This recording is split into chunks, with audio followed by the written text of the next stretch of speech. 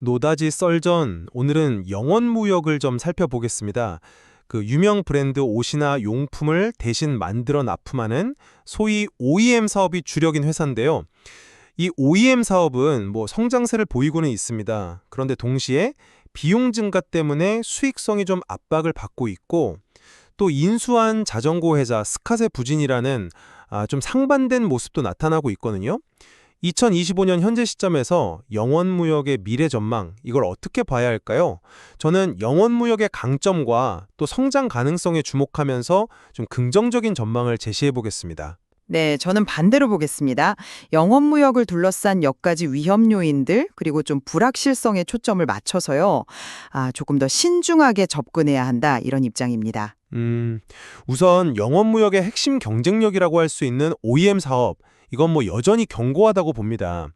2025년 상반기 달러 기준으로 매출이 한 4%에서 7% 정도 성장했는데요. 중요한 건 이게 가격 인상이 아니라 순수한 물량 증가, 그러니까 실제 생산량이 늘어서 성장했다는 점이거든요. 네, 물량 성장이 있었죠. 네. 아크테릭스나 룰루레몬, 노스페이스 같은 세계적인 아웃도어 스포츠 브랜드 한 40여 곳을 고객사를 두고 있고요.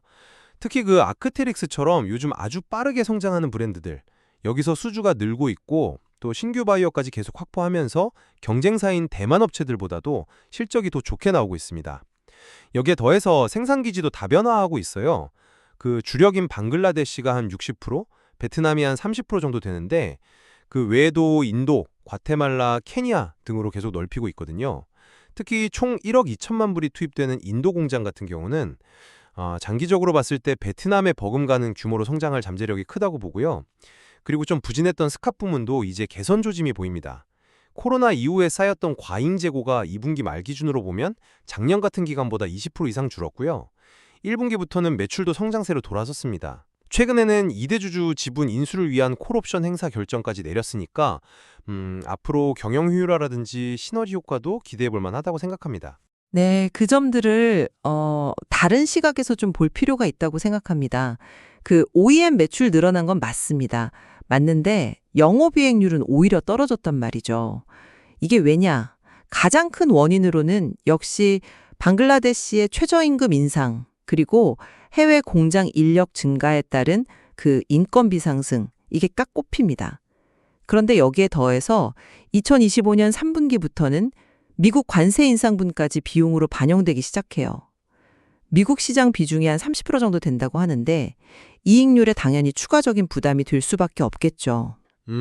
관세 부담이 있긴 하겠네요. 그렇죠. 지금처럼 가격 올리기가 쉽지 않은 시장 상황에서 단순히 물량만 늘려서 이 모든 비용 증가를 다 상쇄할 수 있을까?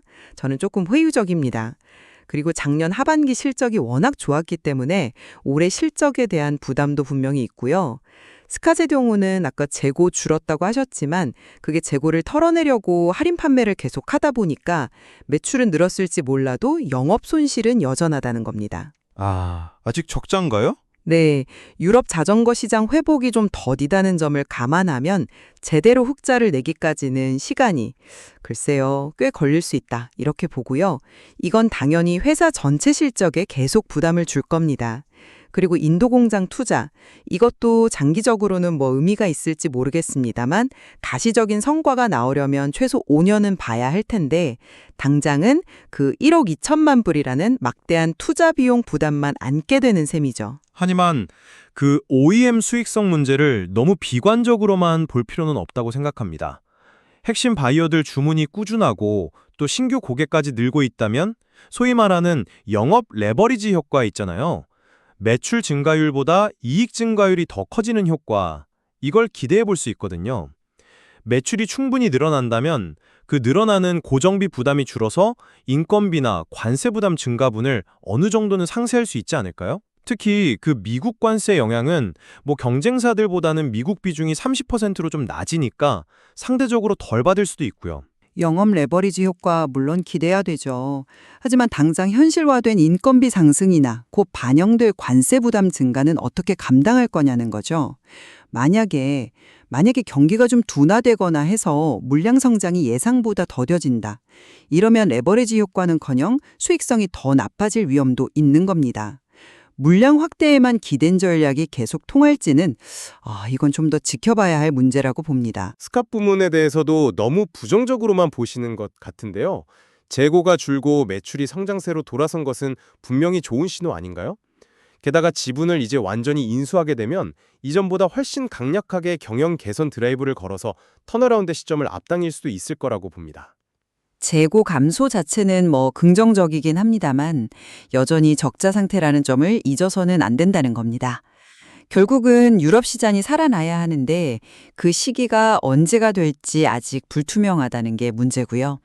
할인 판매를 멈추고 정상적인 가격으로도 과연 수익을 낼 수 있을지 그 구체적인 계획이나 증거가 아직은 좀 부족해 보입니다. 마지막으로 인도 공장 투자 건인데요.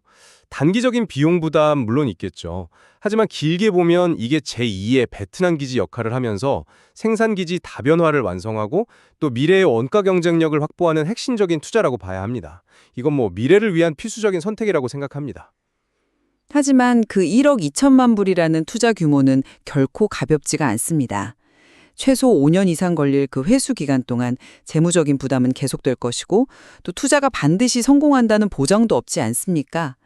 장기적인 비전도 중요하지만 그 과정에서 달성할 수 있는 위험 관리도 그만큼 중요하다고 생각합니다. 네, 정리하자면 영업무역은 탄탄한 OEM 경쟁력, 그리고 신규 고객 확보, 또 생산기지 다변화라는 이런 성장 동력을 바탕으로 현재의 비용 압박을 충분히 극복할 수 있다. 전 이렇게 보고요. 스캇 부문 역시 점진적인 개선을 통해서 장기적으로는 그룹 전체에 긍정적인 영향을 줄 것으로 기대합니다. 이런 것들은 여전히 불확실성이 크다고 봅니다. 물량 성장에 기댄 현재 전략이 앞으로도 계속 유효할지는 검증이 더 필요하다 이렇게 생각합니다. 분명 영업무역은 기회와 도전에 동시에 직면해 있는 것 같습니다. 핵심 사업의 경쟁 우위를 지키면서 이 비용 압박을 얼마나 효과적으로 관리하고 또 스캇과 인도라는 새로운 성장 동력을 성공적으로 안착시키느냐, 이게 향후 기업 가치를 결정짓는 중요한 변수가 될 것입니다. 네. 오늘 논의된 다양한 관점들을 시청자 여러분께서도 충분히 고려하셔서 영원무역의 미래를 종합적으로 판단해 보시면 좋겠습니다. 노다지 설전이었습니다.